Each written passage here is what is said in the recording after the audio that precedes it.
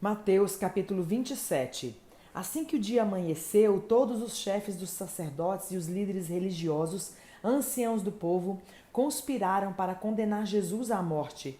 Então, amarrando-o, levaram-no e o entregaram a Pilatos, o governador.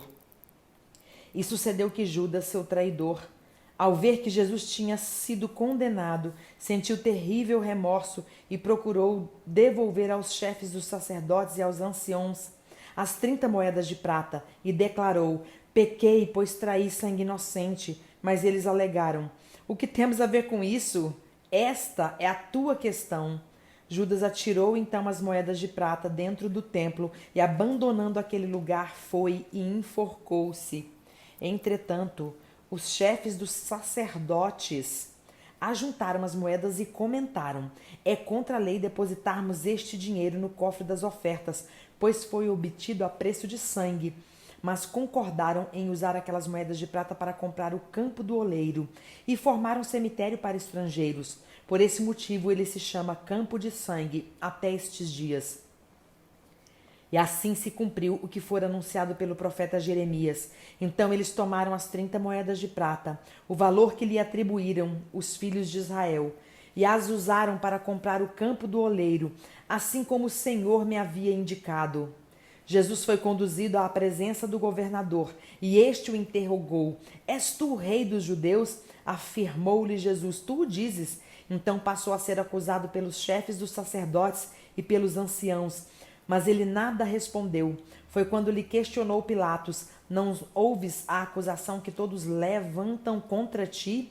Jesus, entretanto, mantinha-se em absoluto silêncio, e por isso ficou o governador fortemente impressionado. Contudo, por ocasião da festa, era costume do governador dar liberdade a um prisioneiro escolhido pelo povo. Detinham eles naqueles dias um criminoso muito conhecido de todos, chamado Barrabás.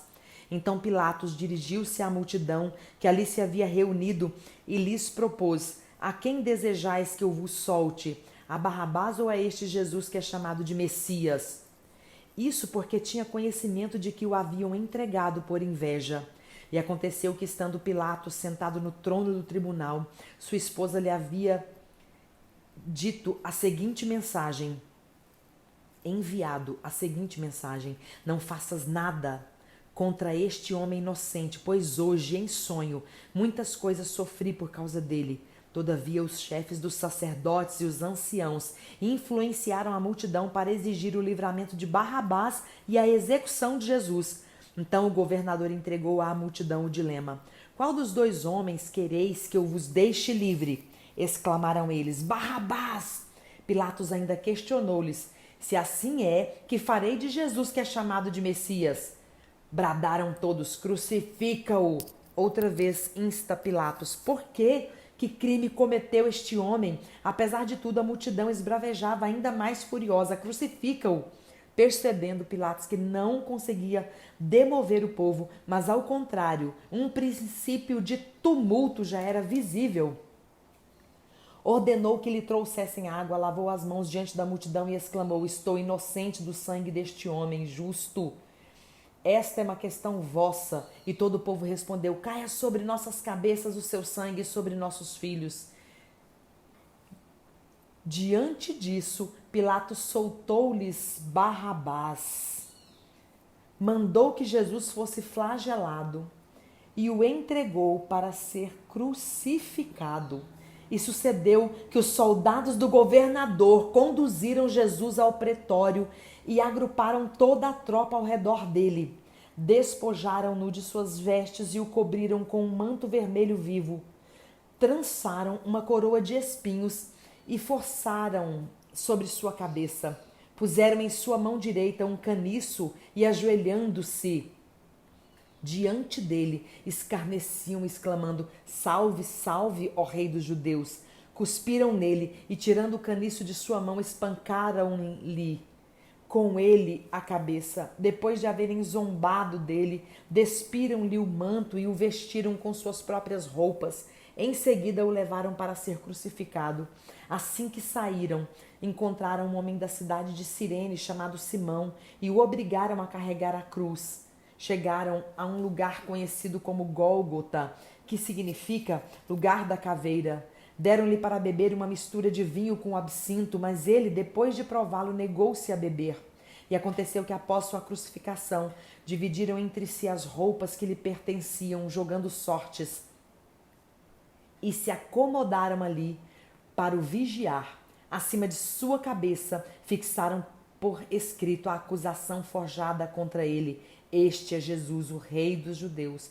2 ladrões foram crucificados com ele, uma à sua direita e outra à sua esquerda.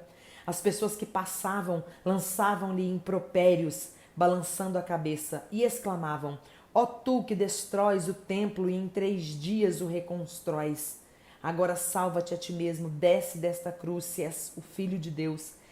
Do mesmo modo, os chefes dos sacerdotes, os mestres da lei e os anciãos zombavam dele e vociferando diziam: salvou a muitos, mas a si mesmo não pode salvar-se. É o Rei de Israel.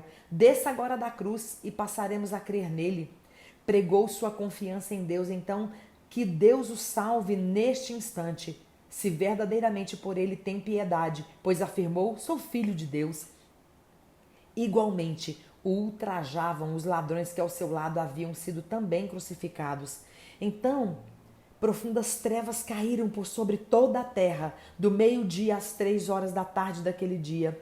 E por volta das 3 horas da tarde, Jesus clamou com voz forte: Eloi, Eloi, lama sabachthani, que significa: meu Deus, por que me desamparaste? Mas alguns dos que ali estavam, ao ouvirem isso, comentaram: ele chama por Elias. Sem demora, um deles correu em busca de uma esponja, embebeu-a em vinho, colocou-a na ponta de um caniço, ergueu-a até Jesus e deu-lhe a beber. Entretanto, os outros o censuraram: deixa, vejamos se Elias vem livrá-lo. Então Jesus exclamou uma vez mais em alta voz e entregou o Espírito.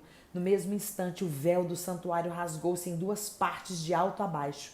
A terra estremeceu e fenderam-se as rochas. Os sepulcros se abriram e os corpos de muitos santos que haviam morrido foram ressuscitados. E deixando as sepulturas logo após a ressurreição de Jesus, entraram na cidade santa e apareceram para muitas pessoas. E aconteceu que o centurião e os que com ele vigiavam Jesus, vendo o terremoto e tudo que se passava, foram tomados de grande pavor e gritaram: é verdade, este era o Filho de Deus. Estavam presentes várias mulheres e observando de longe. Eram discípulas que vinham seguindo Jesus desde a Galiléia para o servirem. Então, entre as quais estavam Maria Madalena, Maria, mãe de Tiago e de José, e a mãe dos filhos de Zebedeu. Ao pôr do sol chegou um homem rico de Arimateia, por nome José, o qual havia se tornado discípulo de Jesus. Teve ele uma audiência com Pilatos para pedir-lhe o corpo de Jesus, e Pilatos ordenou que lhe fosse entregue. Então José tomou o corpo e o envolveu com um lençol limpo de linho, e o colocou em um sepulcro novo, o qual ele próprio havia mandado cavar na rocha, e fazendo rolar uma grande pedra sobre a entrada do sepulcro, retirou-se. Estavam ali assentados em frente ao sepulcro Maria Madalena e a outra Maria. No dia seguinte, isto é, no sábado, reuniram-se os principais sacerdotes e os fariseus e foram até Pilatos e argumentaram: Senhor, recordamo-nos de que aquele enganador, enquanto vivia, prometeu: passado 3 dias ressuscitarei. Manda, portanto, que o sepulcro dele seja guardado até o 3º dia, para que não venham seus discípulos e, raptando o corpo, proclamem ao povo que ele ressuscitou dentre os mortos, e esta derradeira fraude cause mais dano do que a primeira. Ao que ordenou Pilatos: levai convosco um destacamento e de guardai o sepulcro como melhor vos parecer. Seguindo eles, organizaram um sistema de segurança ao redor do sepulcro e, além de manterem um destacamento em plena vigilância, lacraram a pedra.